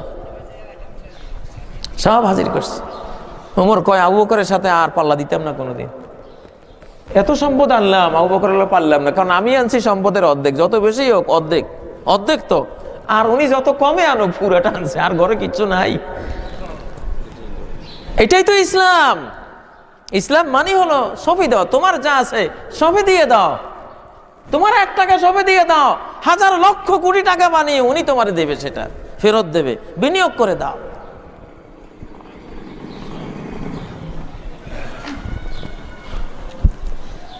লা ইলাহা ইল্লাল্লাহ। ইলাহ কাকে বলে? মান আহাব্বা শাইআন ওয়া আতাআহ ওয়া কানা গায়াতা কসদিহি ওয়া মাকসুদাহ ওয়া ওয়ালা লিআজলিহি ওয়া আদা লিআজলিহি ফাহুয়া ইলাহু। ইলাহ কাকে বলে? 5টি জিনিস যাকে দিলাম তিনি আমার ইলাহ। আল্লাহকে ইলাহ বানাইতে হলে 5টা জিনিস দিতে হবে আমার মন থেকে। কয়টা জিনিস? 5টি পয়েন্ট দিতে হবে আল্লাহকে। আমার সবটুকু ভালোবাসা তোমাকে সঁপে দিলাম। তুমি আমার প্রিয় পাত্র, তুমি যারে ভালোবাসো, তুমি যেহেতু ভালোবাসো, তোমার জন্য তারে ভালোবাসবো, ঠিক না? আমার আর কোনো চাওয়া পাওয়া নাই, আমি তোমারে ভালোবাসা দিলাম। 1 নম্বর, মান আহাব্বা শাইআন, যে কাউকে ভালোবাসা দিল, আল্লাহকে ভালোবাসা দিল। 2 নম্বর, ওয়া আতাআহ, তার কথায় উঠা বসা করলো। তোমার কথায় উঠা বসা করব। তোমার কথাগুলি আছে কোরআনে, তোমার নবীর হাদিসে, কোরআন হাদিস মতো উঠা বসা করব। কোরআন আল্লাহর কথা, হাদিস নবীর কথা, ওইটাও আল্লাহ থেকে পাওয়া, সবই আল্লাহ। তোমার কথায় উঠা বসা করব, কোরআন হাদিস মতো উঠা বসা করব, চলাফেরা করব। নামাজে যেরকম তোমার কথায় হাত তুলে হাত জোড় করে দাঁড়িয়ে যাই, তোমার অর্ডারে রুকুতে চলে গেলাম, রুকুতে থাকার পরে তুমি অনুমতি দিছো এবার মাথা তোলো, মাথা তুললাম, দাঁড়িয়ে থাকলাম। তুমি অর্ডার দিছো এবার মাটিতে কপাল রাখো, সেজদায় পড়ে যাও, পড়ে গেলাম। তুমি অনুমতি দিয়েছো এবার কপাল তোলো, মাথা তোলো, আবার তুললাম। অর্ডার দিয়েছো, বসে থাকো কিছুক্ষণ, আমার কাছে কিছু চাও, চাইলাম। আবার অর্ডার করেছো, আবার সেজদায় যাও, গেলাম। আবার অনুমতি দিয়েছো, তোলো মাথা, আবার তুললাম। নামাজটা যেরকম গোটা জিন্দেগি আমার সেরকম। আম্বিয়া কেরাম এরকম ছিলেন না? মুহাম্মদ রাসূলুল্লাহ সাল্লাল্লাহু আলাইহি ওয়াসাল্লাম এরকম ছিলেন না? সাহাবায়ে কেরাম এরকম ছিলেন না? তাহলে যে আল্লাহকে হৃদয়ে সবটুকু ভালোবাসা দিল, যে আল্লাহর কথায় উঠা বসা করলো, অর্থাৎ কোরআন হাদিসের কথায় উঠা বসা করলো, 3 নাম্বার ওয়াকানা গায়াত কাসদিহি ওয়া মাকসুদা, তার জীবনের লক্ষ্য চাওয়া পাওয়া একজনই আল্লাহ। আমাদের জীবনে চাওয়া পাওয়া কি? আল্লাহ, তাকে চাই। আল্লাহকে যে পেয়ে গেল সবকিছু পেয়ে গেল, আল্লাহকে যে হারিয়ে ফেললো সবকিছু। ওয়াইন ফুত্তানি ফাতাকা কুল্লু শাইইন ওয়াজাদতানি ওয়াজাদতা কুল্লা শাই, আমারে পেয়ে যদি যাও সবকিছু পেয়ে গেল, আর আমাকে যদি হারিয়ে ফেললো সবকিছু হারিয়ে ফেললো। এটা তাওহীদ সায়েন্স। মুসলমানরা যে ভাবের উপরে দুনিয়াতে বাস করে, একত্ববাদের science, oneness, science of oneness, একত্ববাদের বিজ্ঞানের ওয়াজ করছি আমি। মৌলানা নাজমুল ইসলাম সাহেব বলেছিলেন কোরআনের প্রতি ঈমান ও তার দাবি কি, এটা নিয়ে ওয়াজ করবে। আমি যে কি বলবো আমার কল্পনাই ছিল না। আল্লাহ কয় রাখ, তোরে আমি একদিকে নিয়ে আসতেছি, আমি যেটার জন্য কোরআন দিয়েছি তোরে সেই দিকে নিয়ে যাব। আল্লাহ এইদিকে নিয়ে আসছেন। পুরো কোরআনের দাবি কয়টা? একটা। কয়টা দাবি? একটা, লা ইলাহা ইল্লাল্লাহ। এর ভিতরে সব, এর ভিতরে কি? একের ভিতরে সব, একের ভিতরে সব। প্রিয় ভাইয়েরা, তাহলে আল্লাহকে যে 5টা জিনিস দেবে, হৃদয়ের সবটুকু মহব্বত আল্লাহর জন্য, আল্লাহর কথায় উঠা বসা। আমার জীবনের লক্ষ্য, দুনিয়াতে এসছি ডাক্তার হওয়ার জন্য নয়। MA পাস করে ছেলে আসছে, জিজ্ঞাসা করে তোমার জীবনের লক্ষ্য কি? কয় ডাক্তার হওয়া। আরে কপাল পোড়া, ডাক্তার হওয়া বুঝি লক্ষ্য? ডাক্তার হলে উপলক্ষ্য, এটার উপলক্ষে বেঁচে থাকবো, কিন্তু লক্ষ্য কে? আল্লাহ। কেউ কয় ইঞ্জিনিয়ার হওয়া জীবনের লক্ষ্য, ইঞ্জিনিয়ার হওয়া লক্ষ্য নয়, উপলক্ষ্য। কেউ কয় মন্ত্রী হওয়া, মন্ত্রী হওয়া লক্ষ্য নয়, জীবনের উপলক্ষ্য। লক্ষ্য এক জিনিস, উপলক্ষ্য আর উপলক্ষ্য হলো একটা অবলম্বন, আর লক্ষ্য হলো এই অবলম্বন দিয়ে এই দুনিয়াতে বসবাস করে কি জিনিসটা, কি মূল জিনিসটা পেতে চাই, সেই তিনি হলেন কে? একমাত্র আল্লাহ। তাহলে 3 নম্বরে যে নিজের জীবনের লক্ষ্য বানাবে আল্লাহকে, আল্লাহর সন্তুষ্টিকে। 4 নম্বর, আল্লাহর জন্য কাউকে ভালোবাসলে আল্লাহর জন্য বাসবে, কাউকে দুশ্মন মনে করলে আল্লাহর জন্য দুশ্মন মনে করবে। যে এই 5টি জিনিস আল্লাহকে এইভাবে দিল, সে আল্লাহকে ইলাহ রূপে গ্রহণ করলো, তার লা ইলাহা ইল্লাল্লাহ সত্য হলো, সাদিকাম মিন কলবিহি হলো। প্রিয় ভাইরা, এই জন্য লা ইলাহা ইল্লাল্লাহ বলার পরে ইসলামের বিরুদ্ধে আর কোনো আপত্তি মুসলমানের? দাড়ি রাখতে বললে দাড়ি রেখে দেবো, কারণ আমি তো নাকে রশি লাগা মুমিন। আল্লাহ কইছে দাড়ি রাখ, সামনে না ওয়াতার, দাড়ি রাখবো। কিসের আর প্রেস্টিজ, কিসের আর ইজ্জত? ইসলামের বাইরে কোনো ইজ্জত নাই। নাহনু কওমুন আযানাল্লাহু বিল ইসলাম ফামাহমাবতাগাইনাল ইজ্জাতা মিন গায়রিহি আযাল্লানাল্লাহ। ওমর ফারুক বলেছিলেন, আমরা এমন জাতি, ইসলাম দিয়ে আল্লাহ ইজ্জত বাড়িয়েছেন। ইসলাম ছাড়া যদি অন্য কিছু দিয়ে ইজ্জত চাই, তাহলে আল্লাহ জলিল খার করে দেবেন। হয়েছি না? জলিল খার হয়ে গেছি না আমরা?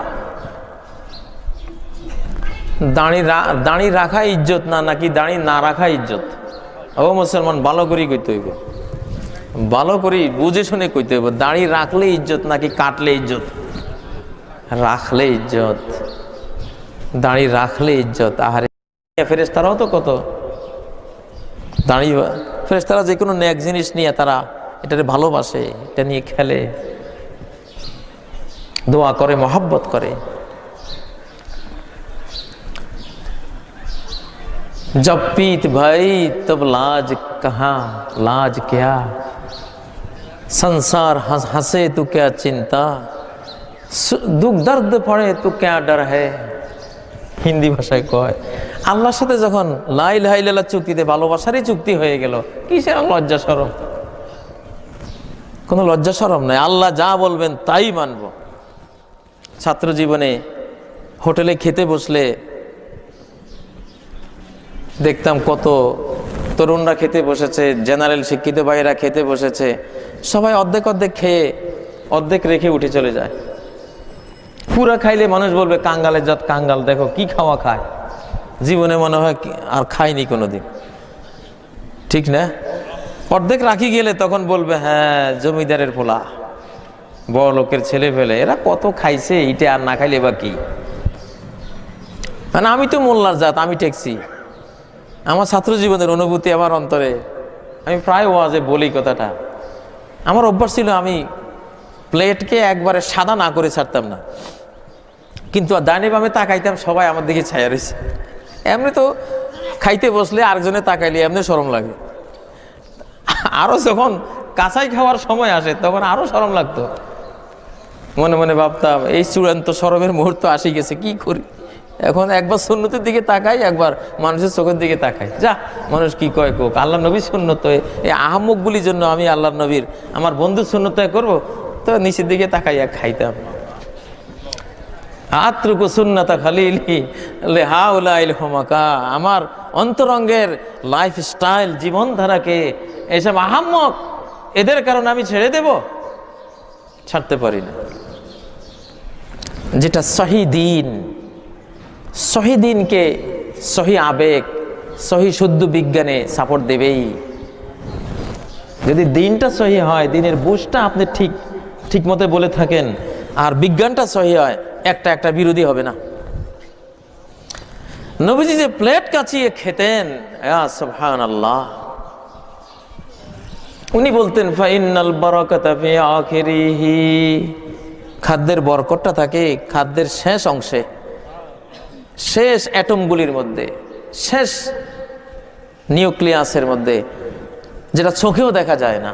খাদ্যের এমন কিছু অস্তিত্ব কণা আছে যেটা চোখে দেখা যায় না, সেটার মধ্যে খাদ্যের মূল প্রাণটা। জিনিস যত সূক্ষ্ম হয় শক্তি তত বাড়ে, তত পাওয়ার।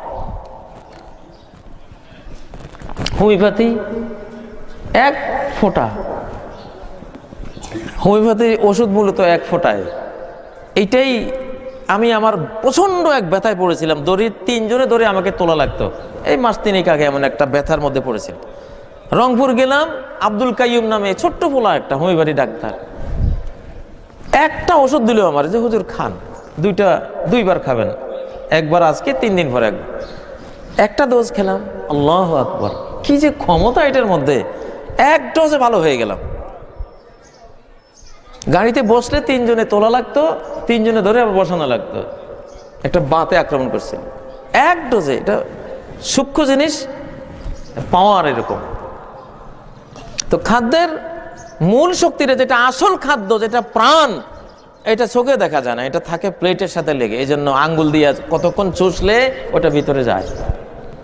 এটা আল্লাহ নবী তো ওই জ্ঞানের মানুষ ছিলেন, আল্লাহ তাকে জানাইছেন যে আসল খাদ্যটা কিন্তু ফাইনাল বারাকাতা ফি আখিরি, সর্বশেষ অ্যাটমগুলির মধ্যে, সর্বশেষ নিউক্লিয়াস পরমাণুর মধ্যে ওটা থাকে।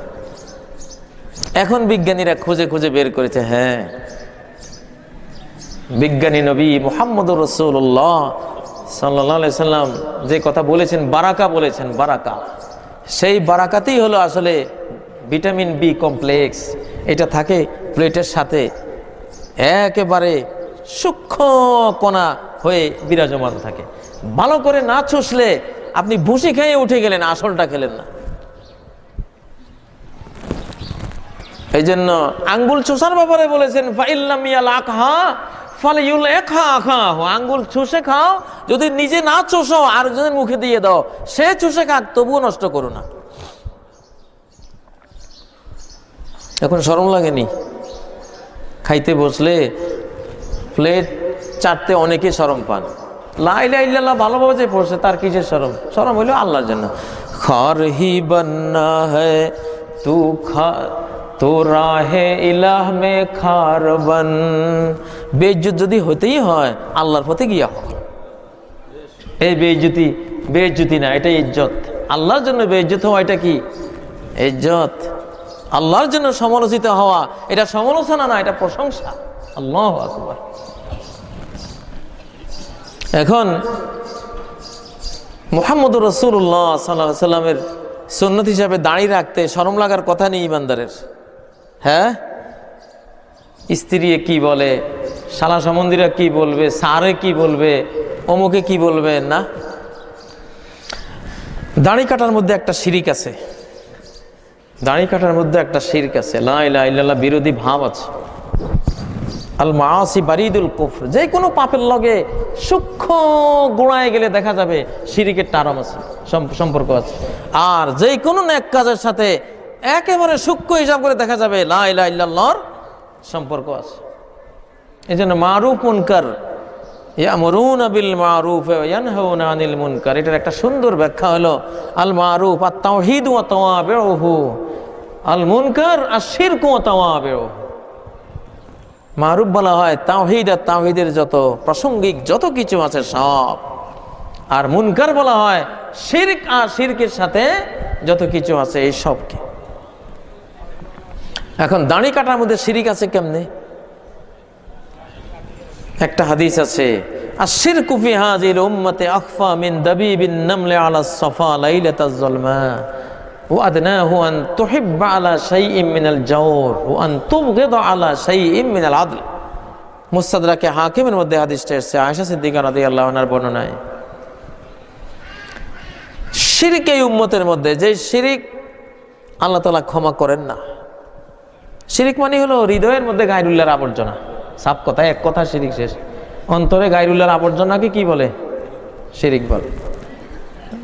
এটা এই দেশের মুসলমান ভাইদেরকে সহজে বুঝাবার জন্য বললাম। অন্তরে গায়রুল্লাহর আবর্জনাকে কি বলে? শিরিক বলে। গায়রুল্লাহর আবর্জনা, গায়রুল্লাহর মহাব্বত, গায়রুল্লাহর উপর ভরসা, গায়রুল্লাহর কাছে আশা করা, গায়রুল্লাহ মুখী হয়ে থাকা। ইমান টনটনা জিনিস, তাওহীদ টনটনা জিনিস। আল্লাহওয়ালা মুসলিম তার ইসলাম নিবে কিতাব থেকে আর নবীর হাদিস থেকে। এই ইসলামে কোনো ভেজাল নাই। আমাদের দিন নেব কোরআন থেকে, আর কি থেকে? হাদিস থেকে। দিন কাজী ইব্রাহিম থেকে নেওয়া যাবে না। দিন কাজী ইব্রাহিমের না, দিন আল্লাহর, দিন মুহাম্মদুর রাসূলুল্লাহ সাল্লাল্লাহু আলাইহি সাল্লাম থেকে নিতে হবে। আমরা সবাই দ্বীনের তাবে, মুহাম্মদুর রাসূলুল্লাহর অনুসারী, অনুসৃত কেউ না।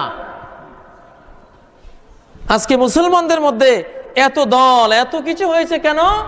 দিন কেউ নিছে বুজুর্গানে দিন থেকে, কেউ নিছে আইম্মে মুজতাহিদিন থেকে, কেউ নিছে তার ভক্তির কোনো আলিম উলামা থেকে। যেমন খ্রিস্টানরা বিভিন্ন তাদের পোপ থেকে, তাদের ফাদার থেকে, তাদের সেন্ট থেকে, ধর্মগুরু থেকে দিন নিয়েছে। এই জন্য দিনের মধ্যে এত গোলমাল। ইমাম শাফি রহমতুল্লাহ আলাই কি সুন্দর কথা বলেছেন, আলাল মুসলিমি ফিমা ফুরিদা আলাইহি ওয়া নুদিবা ইলাইহি আন ইয়াকুনা তাবিআন লা মাতবুআ। দুনিয়াতে প্রত্যেক মুসলমান তার কর্তব্য হলো সকল ফরজ মুস্তাহাব বিষয়ে সে মুহাম্মদুর রাসূলুল্লাহ তাবে হবে। কোনো বিষয়ে নিজেকে সে মাতবুর বানাবে না, অনুষ্ঠিত বানাবে না। অনুষ্ঠিত বানাবে মুহাম্মদুর রাসূলুল্লাহ সাল্লাল্লাহু আলাইহি সাল্লামকে। তাহলে আর দ্বীনের মধ্যে ভেজাল আসবে না। এখন কাজী ইব্রাহিম যদি আমি কাউকে, অনেকজনকে আমার ভক্ত মুরিদান, আমার ফলোয়ার বানাই, তা আমার ইসলাম একরকম। যত কাজী ইব্রাহিম তত ইসলাম, যত ওলিয়া উলিয়া তত রকমের ইসলাম, যত রকমের দরবার শরীফ তত রকমের ইসলাম, যত রকমের পীর বুজুর্গ তত রকমের ইসলাম হবে। হবে কিনা? ওয়াকানু শিয়া কুল্লু হিজবিন বিমা লাদাইহিম ফারিহুন। এক একজন ব্যক্তি কেন্দ্রিক শিয়া হয়ে গেছে। কেউ এর ফলোয়ার, কেউ ওর ফলোয়ার, কেউ ওর ফলোয়ার, কেউ হানাফি আবু হানিফা সাহেবের, কেউ শাফি সাহেবের, কেউ আহমদ ইবনে হাম্বল সাহেবের, কেউ ইমাম মালিক সাহেবের, কেউ অমুক তরিকার, কেউ এই তরিকার। বাবারে এগুলি থো, এরা সব তাবে। ইমাম আবু হানিফা তাবে, মাতবুর না। ইমাম শাফি তাবে, মাতবুর না। ইমাম শাফি নিজে বলছেন আনিয়া কুনা তাবে আল্লাহ মাতবুরা, সবাই তাবে হবে, মাতবুর কেউ না। মাতবুর একজনেই, ফাত্তাবিউনি ইউহিব্বুকুমুল্লাহ। ফাত্তাবিউনি, আমাকে মাতবুর বানাও, আমাকে মাতবুর বানাও, তুমি তাবে হয়ে যাও। ও আবু বকর সিদ্দিক আমাকে মাতবু বানাও, তুমি তাবে হও। ও ওমর আব্দুল খাত্তাব, ও ওসমান, ও আলী, ও সমস্ত সাহাবী, সমস্ত তাবেঈ, ও সমস্ত ইমাম মুজতাহিদিন, উলামা মুহাদ্দিসিন, সবাই ফাত্তাবে উনি আমাকে মাতবু বানাও, তোমরা তাবে হও, তাহলে দিনে আর কোনো সমস্যা নেই। তোমরা যদি সবাই মাতবু হইতে শুরু করো তো এই সর্বনাশ। বাংলাদেশে কত রকমের ইসলাম, আহারে এমনি তো গোটা উম্মতের মধ্যে ৭৩ রকমের ইসলাম আছে। এক রকমের ইসলাম ওলারা জান্নাতে যাবে, মা আনা আলাইহি ওয়া আসহাবি, আমি আর আমার সাহাবীরা যে ইসলামের উপর আছে, এখানে মাতবু আমি আর সবাই তাবে। বুখারীর হাদিসে এসেছে ফারজু আন নাকুনা আকসারাহুম তাবিআন ইয়াউমাল কিয়ামah ওয়া ইন্নামা কানা আল্লাযী উতীতুহু ওয়াহইয়ান আওহাহু আল্লাহু ইলাইহি। সমস্ত নবীদের মুজিজা অতিক্রম হয়ে গেছে, ওগুলি বস্তুগত মুজিজা ছিল। আমার মুজিজা হলো আল কোরআন, এটা জ্ঞান, এটা নলেজ, এটা থেকে যাবে কিয়ামত পর্যন্ত। এই জন্য আমি আশা করি আনাকুনা আকসারহুম তাবিআন, কিয়ামতের ময়দানে আমার তাবের সংখ্যা বেশি হবে।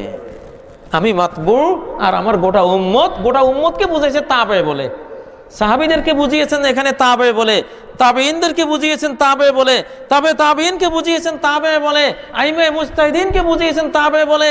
যত ধর্মগুরু, ওলি আউলিয়া, পীর বুজুর্গ, যত কাজী ইব্রাহিম, যত সাইদি, যত জাফরি, যত নাজমুল ইসলাম, যত আরো যারা আছে সব কি নবী এক কথা বুঝে দিয়েছেন, আকসারাহুম তাবিআন, আকসারাহুম তাবিআন, আমার তাবের সংখ্যা বেশি হবে, মানে উম্মতের সংখ্যা বেশি হবে।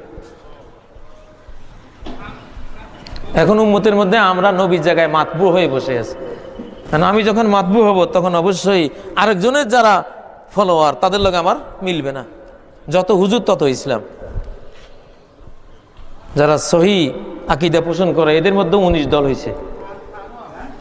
যারা সহি আকীদার মানুষ এদের মধ্যে এখন কয় দল? কেমনে এত দল হইলা? নিশ্চয়ই তোমাদের মধ্যে কেউ না কেউ রাসূলের জায়গায় নিজে মাতবু হতে চাচ্ছে, এই জন্য সমস্যা হইতেছে না। এই উম্মতের সকল পীর সাহেবের উপরে ফরজ মুহাম্মদ সাল্লাল্লাহু আলাইহি সাল্লামকে মাতবু বানিয়ে নিজে তাবে হয়ে থাকা, নিজের ছাত্র শিষ্যদেরকে ধারণা দেওয়া যে তোমরা সবাই তাবে, আমিও তাবে। তাবে হলে নাজাত, মাতবু হলে জাহান্নামে যাইবা। নবীর জায়গা দখল করো না, নবীর চেয়ারে বসে যেও না।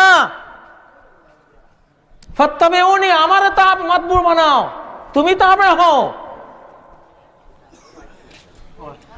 তাহলে ইউহিব্বুকুমুল্লাহ, আল্লাহ তোমাদেরকে ভালোবাসবেন। ও ভাইয়েরা, আমার সময় শেষের দিকে আমি লা ইলাহা ইল্লাল্লাহর উপরে যে সমগ্র কোরআনের দাবি একটাই, আল্লাহ ওয়ালা হও, আল্লাহমুখী হও। আল্লাহমুখী হওয়ার জন্যই সালাতের কথা এসছে। আল্লাহ ওয়ালা হওয়াকে সমর্থন দেওয়ার জন্য যাকাতের কথা এসছে, সিয়ামের কথা এসছে, হজের কথা এসছে, ইসলামের হালাল হারামের কথা এসছে, ফরজ ওয়াজিব সুন্নত নফল মুস্তাহাব এগুলির কথা এসছে। একটা জিনিসকে বাঁচিয়ে রাখার জন্য, সেটা হলো লিল্লাহিয়াত, আল্লাহ ওয়ালা, ইসলামুল কলবি লিল্লাহ, অন্তরকে আল্লাহমুখী করে দেয়া, এটাই মূল জিনিস। লা ইলাহা ইল্লাল্লাহ, পুরো ইসলাম দাঁড়িয়ে আছে এই কালেমার উপরে। এটাই কোরআনের মূল দাবি। পুরো কোরআন নাজিল হয়েছে একটি ওহী নিয়েই। প্রিয় ভাইরা, আল্লাহ তাআলা কোরআনের এই দাবিটি আমাদেরকে পূরণ করার তৌফিক দান করুন। আমাদের দিল আল্লাহ সৃষ্টি করেছেন আল্লাহর জন্য, দিলের মধ্যে শুধু আল্লাহর তাওহীদ থাকবে,